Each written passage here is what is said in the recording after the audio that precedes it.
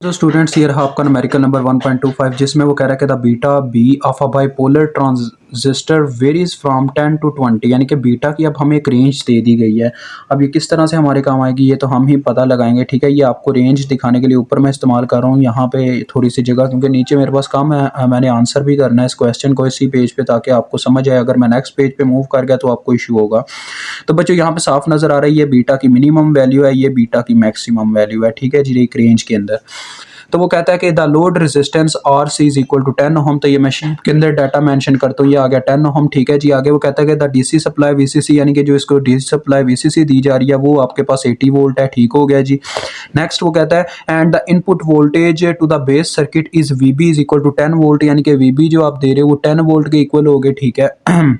अब आगे देखें तो वो कहता है कि जो वीसीई सैचुरेशन कंडीशन में, ये अब ये सैचुरेशन कंडीशन की बात कर रहा है ना कि एग्जैक्ट वीसीई हमें गिवन है, ठीक है। तो वो 2.5 वोल्ट है और वीबीई भी सैचुरेशन रीजन की बात की गई है 1.75 वोल्ट। देन वो करता है फाइंड करें रेजिस्टर की वैल्यू, आरबी की वैल्यू आपने फाइंड आउट करके देनी है।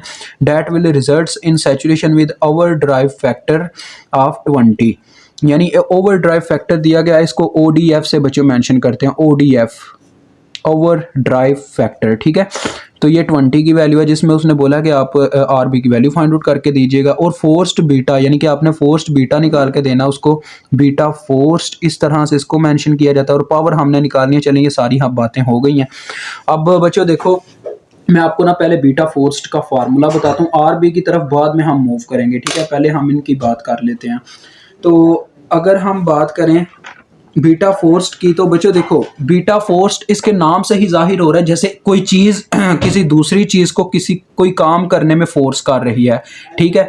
तो मैं इस तरह से इनके फार्मूलाज याद करवाता हूँ कि आपके जहन में लॉजिक के थ्रू ये फार्मूला बैठ जाए, चाहे वो लॉजिक यार जिस तरह से भी बिल्डअप करवाया जाए। अब देखो बीटा यानी ये ऐसे है यानी कोई चीज किसी दूसरी चीज को फोर्स कर रही है। ये पता क्या है, देखो बच्चों ये जो आई बी है ना हमारी बेस करंट, ये क्या करती है, बेस करंट ये आई सी कलेक्टर करंट को फोर्स करती है सैचुरेशन रीजन में फॉल करवाने के लिए, ठीक है। यानी ये कहती है कि तुम ना सैचुरेशन रीजन में फॉल कर जाओ, ये इसको फोर्स कर रही होती है। That is called beta forced formula. तो ये फार्मूला है जी आपके पास बीटा फोर्स्ड का, beta forced is equal to ICS saturation यानी कि क्या हुआ, आई बी ने कलेक्टर करंट को सैचुरेशन रीजन में फॉल करने के लिए फोर्स किया, तो जिसने किया वो तो डिनोमिनेटर में आएगा ही आएगा, क्योंकि वो बंदा फिर मजे भी लेने के लिए आता ही है ना जब किसी का नुकसान उसने किया होता है। तो ये वही बात, इस तरह से आप इसको याद रख सकते हो। अब देखो अगर मैं डाटा की तरफ निगाह डालूं तो डाटा के अकॉर्डिंग मेरे पास बीटा करंट मौजूद है, नहीं मौजूद, मुझे बीटा करंट भी निकालनी है।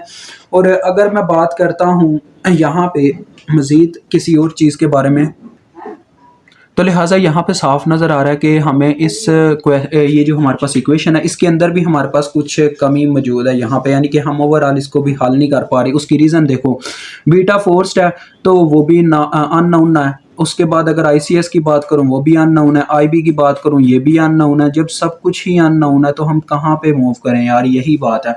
अब सबसे पहले मैं बच्चों आईसीएस और आईबी को मालूम करने की कोशिश करूंगा। देखें यहाँ से हमारा ये सेकंड पार्ट शुरू हुआ है, मैंने यानी सेकंड फैक्टर को पहले फाइंड आउट करना चाहा है।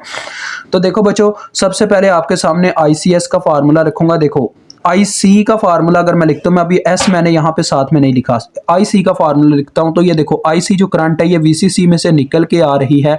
तो according to our KCL formula, जब हम केसीएल में इक्वेशंस लिखते थे नोडल एनालिसिस लगा के, तो आपको याद होगा जिस नोड में से करंट निकलती है यानी जिस वोल्टेज सोर्स में से करंट निकलती है पहले वो वाले वोल्टेज, फिर आगे माइनस आ जाता है, फिर आगे ये करंट जिस नोड में जाके एंटर करती थी उस के आगे वोल्टेज आते थे। अब ये देखो ये करंट जो है यहाँ से मूव करती हुई रेजिस्टर में से गुजरी, फिर इसके पॉजिटिव वोल्ट में एंटर, पॉजिटिव यानी कि पोल में एंटर हुई, सॉरी पोल कहते थे।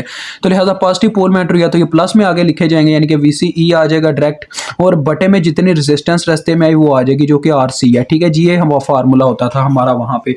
तो देखो अभी मैं आईसी को मालूम करना ही नहीं चाहता, आईसी मैं मालूम कर ही नहीं सकता। उसकी रीजन भी है क्योंकि वीसीई मुझे मालूम नहीं है, वीसीई सैचुरेशन दिए गए हुए हैं। तो वीसीई सैचुरेशन अगर आप यहाँ पे पुट करते हो ना, इसका मतलब आप सैचुरेशन रीजन की बात कर रहे हो। सैचुरेशन रीजन में आपको करंट भी सैचुरेशन ही मिलेगा, ठीक है। तो this is the main difference between exact formula of collector current and saturation collector current formula. तो बच्चों अब यहाँ पे आप वैल्यूज पुट करो। VCC की वैल्यू आपके पास 80 है और VCE सैचुरेशन की वैल्यू देखें 2.5 दी गई हुई है, तो डिवाइडेड बाय RC की वैल्यू आ जाती है, RC की वैल्यू 10 है। तो इसको जब हम कैलकुलेट करते हैं तो ICS बच्चों आपके पास कितनी आ जाती है, ICS is equal to 7.75 ampere. ठीक है जी, इतनी वैल्यू आपके पास आ जाती है, ये 7.75 अम्पेयर। अब आप कहेंगे सर ICS तो मालूम हो गई, अब हम क्या करें बच्चों? कोई इतना मसला नहीं है। ये जो बीटा की मिनिमम वैल्यू है ना, आपको पता होगा बीटा का तो एग्जैक्ट ये फार्मूला होता है, beta is equal to IC over IB। इतना तो हम सब जानते हैं यार, इतना हम सब जानते हैं क्योंकि ये हम पढ़ चुके हुए हैं in the book of EDC। ठीक है, देखो ये बीटा का एग्जैक्ट फार्मूला है। अगर मैक्सिमम वैल्यू लगाओगे ना, जब ये मिनिमम और मैक्सिमम का केस आता है ना, तो वहां पे ये आपको ये डिफरेंस समझना पड़ता है। जब मिनिमम होता है ना, तो उस वक्त दोनों करंट्स सैचुरेशन रीजन में होती हैं, क्योंकि सैचुरेशन रीजन में ही करंट्स की वैल्यूज कम होती हैं। और जब मैक्सिमम होता है ना, बीटा मैक्सिमम, तब उनकी एग्जैक्ट वैल्यू छपती है, यानी कि IC ओवर IB ये फार्मूला होता है। इसका मतलब अगर मैं बीटा मिनिमम का इस्तेमाल करता हूँ, मिनिमम वैल्यू ऑफ बीटा, तो यहाँ पे आ जाएगा ICS IBS। तो देखो यहाँ से आप IBS को कैलकुलेट कर सकते हो, लेकिन आपको IB चाहिए तो IB मैं आपको बताऊंगा कैसे निकालोगे। पहले आप ये काम तो करो ना जो मैं कह रहा हूं। तो अगर बच्चों मैं IBS की वैल्यू फाइंड आउट करना चाहता हूं, यहाँ पे देखो आ गया IBS ICS, यानी एक स्टेप में यहाँ पे ऊपर ही मैंने आपके लिए लिख दिया, बीटा मिनिमम यहाँ पे आ गया, यानी कि इसका फार्मूला ये बनेगा, ये दोनों आपस में जगह रिप्लेस करेंगे तो ये आ जाएगा IBS is equal to ICS divided by beta minimum. यही फार्मूला बन जाएगा ना। तो वैल्यूज पुट करके अभी आप IBS को फाइंड आउट करो। कुछ फार्मूलाज हैं जिसको याद रखना है, वो मैं आपको बता दूंगा टिक लगा के लास्ट में क्वेश्चन के। ठीक है, तो ICS की कितनी वैल्यू है आपके पास, 7.75, और उसके बाद आपको पता ही है आपके पास क्या नाम है, बीटा मिनिमम 10 था, तो 10 जब बटे में आया तो ये आ गया 0.775 अम्पेयर। ठीक है जी, ये आपके पास आ गई IBS सैचुरेशन। अब बच्चों मैं ओवर ड्राइव फैक्टर का फार्मूला आपको बताता हूँ। ओवर ड्राइव फैक्टर का जो मेन फार्मूला होता है ना, वो ये होता है, यानी कि वो ओवर ड्राइव फैक्टर, यानी कि जब करंट, कोई भी करंट है, यानी मेन करंट होती है बच्चों, ओवर ड्राइव करने वाली करंट कौन है, यहाँ पे इनपुट जहां से आ रही है हमारे सिग्नल की, AC सिग्नल की, वही ओवर ड्राइव फैक्टर होता है। वो है हमारी बेस करंट। बेस करंट जब ओवर ड्राइव हो जाती है तो क्या होता है जी, वो सैचुरेशन रीजन जो होता है ना, उसका सैचुरेशन रीजन, वो बेस करंट को फिर क्या करता है, बेस करंट को फोर्स करता है आगे क्या ले मूव करने के लिए। तो लिहाजा वही बात, यानी ये बीटा फोर्स वाली, कि जिस को वो फोर्स करता है वो ऊपर आ जाएगा, और जो फोर्स करता है वो नीचे देख के वो नीचे बैठ के तमाशा देखेगा। वही फार्मूला। तो देखो यार, आसान है, काफी सिंपल है। अब आपको पता है यहाँ पे आपके पास ओवर ड्राइव फैक्टर आप सब जानते हैं बच्चों, आपको मालूम है।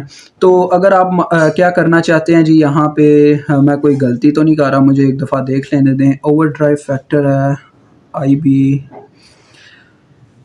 थोड़ी देर के लिए ना देख लेने दें मुझे। हाँ बच्चों ठीक है, बिल्कुल ठीक है। अगर आप इसको बच्चों थोड़ा सा यार कह लो कि अरेंज करते हो, देखो हम क्या करते हैं, IBS जो है IBS ये उधर जाके मल्टीप्लाई हो जाता है इसके साथ, तो IB का फार्मूला आ जाएगा ना। तो आप इस तरह से IB को कैलकुलेट कर लो, IB is equal to overdrive factor multiply by IBS, यही हो जाएगा ना। तो ओवर ड्राइव फैक्टर कितना दिया गया हुआ, 20 मल्टीप्लाई बाय जाके IBS होगा, जो कि आपके सामने है वैल्यू 0.775। तो यही वैल्यू होगी हमारे IB की। IB कितना आ जाएगा ये हम कैलकुलेटर पे सॉल्व करेंगे। अभी मेरे पास कैलकुलेशंस अवेलेबल है, इसी वजह से मैं इसको कैलकुलेट नहीं कर रहा। 15.5 अम्पेयर ये आपके पास IB आ जाती है। ठीक है, अब आपके पास IB करंट आ चुकी है बच्चों। IB करंट जब आपको मालूम है तो आप कह लें अब इतना मुश्किल में नहीं है, आप इजीली कह लोगे, आप क्वेश्चन को सॉल्व कर पाओगे। ठीक है, मैं आपको रीजन बताता हूँ, देखें काफी सिंपल है। अगर आपके पास बेस करंट एग्जैक्ट आ गई है, सैचुरेशन फॉर्म में भी आ गई है, सब वैल्यूज आ गई हैं, तो अब आपके लिए कोई चीज मालूम करना मुश्किल नहीं है। मेन ये फार्मूलाज थे जिनको आपने फॉलो करना था। एक था बच्चों ये वाला बीटा फोर्स का फार्मूला, ठीक है, इसको आपने याद करना है। IBS का ये फार्मूला, यानी कि बीटा मिनिमम क्यों आता है, ये मतलब यानी एग्जैक्ट तो ये है, बीटा मिनिमम उस वक्त आएगा जब दोनों कंडीशन सैचुरेशन में होंगी, यानी दोनों करंट्स। और एक ये फार्मूला तो आपको पता थ्रू, यानी यहाँ पे ये लगा ICS क्यों आया, वो क्यों आया, ये सब मैंने आपको समझाया। और ओवर ड्राइव फैक्टर का फार्मूला आपको याद करना पड़ेगा, ठीक है। अगर ये 3 फार्मूलाज आप याद करते हो तो आप यार यहाँ पे सक्सेसफुल हो इन क्वेश्चंस के अंदर। अब हम बात करते हैं इन तीनों पैरामीटर्स को फाइंड आउट करने के बाद हमें क्या फ़ायदा होगा। अब बच्चों मैं अपना चाहूँ तो यहाँ पे एग्जैक्ट यानी बीटा फोर्स्ट मालूम कर सकता हूँ, क्योंकि मेरे पास दोनों पैरामीटर्स मौजूद हैं। तो देखो बीटा फोर्स्ट पहले चले मालूम कर देता हूँ, क्योंकि एक चीज़ को जब छेड़ा हुआ है तो उसको मुकम्मल करने की बात आप कर ही देते हैं। तो ICS और IB है, ICS का क्या हमारे पास वैल्यू आया 7.75 और इसका वैल्यू आया 15.5। तो इसको अगर सॉल्व करते हैं तो हमें आंसर में मिलता है बच्चों, यहाँ पे मेरे पास ही आंसर मौजूद है। यहाँ पे क्या यार लिखा हुआ है इसका आंसर 0.5। ये बच्चों इसका आंसर है 0.5, ठीक है। बीटा का वैसे ही जानते हैं यूनिट नहीं होता। और अगर मैं एज उसको सॉल्व करना चाहूँ जिसमें उसने RB कहा हुआ था फाइंड आउट करो, ये बच्चों RB है। देखो अगर मैं क्या करता हूँ यहाँ पे वही यानी तरीकाकार लगाता हूँ। IB देखो कहाँ से यानी लीव कर रही है, IB करंट का फार्मूला अगर लगाऊँ IB इज इक्वल टू आ जाएगा मेरे पास। देखो IB लीव करके जा रही है VB में से, तो ये आ गया VB माइनस, यानी जहां जिस नोड में से करंट ने लीव किया आगे वो वाले वोल्टेज फिर आगे माइनस।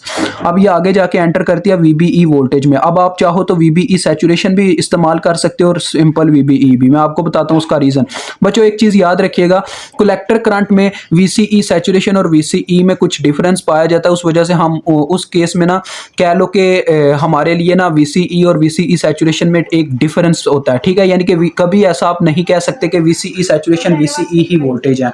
लेकिन IB के केस में बच्चों, IB के केस में IB और IBS में तो डिफरेंस होगा, लेकिन कभी भी VBE और VBE सैचुरेशन में फर्क नहीं पाया जाएगा। ये दोनों आपस में अप्रॉक्सीमेटली इक्वल होते हैं। उसकी रीजन मैं आपको बताता हूं, क्योंकि आपको पता होगा इनकी फिक्स्ड वैल्यू हम इस्तेमाल करते थे 0.7 volt in the case of BGT amplifier. तो दैट्स वाई ये VBE सैचुरेशन और VBE एक ही चीज है। तो लिहाजा ये ना कंफ्यूज हो जाइएगा कि यहाँ पे आप IB सैचुरेशन इस्तेमाल कर दें या IB सैचुरेशन इस्तेमाल नहीं करोगे, IB की एग्जैक्ट वैल्यू इस्तेमाल करोगे, क्योंकि अभी आप एग्जैक्ट RB की वैल्यू फाइंड आउट करना चाह रहे हो। बटे में देखो RB आ गया ना, जितने रेजिस्टेंस रास्ते में आई, तो RB और ये आपस में एक्सचेंज हो गए।